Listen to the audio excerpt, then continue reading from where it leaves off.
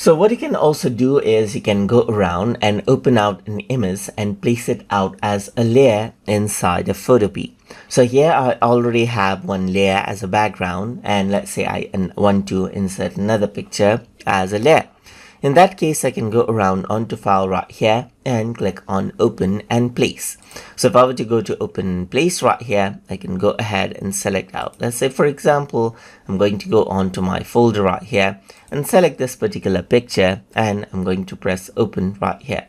Once I do that, you can see that I got this particular picture right here as a smart layer, as you can see right here. So if I were to go around and press enter, now you can see that this has been placed as a layer. If I were to go around onto open and place again, and then what I can simply do is I can go around and select another picture. Let's say, for example, right here, like this one right here, press open right here, just like this, and then this is what you have, as you can see right here, just like this. And that is how you can go around and open and place out objects as layers inside a Photopea. So hope you guys learned something as always, and as always, please like, comment, share and subscribe.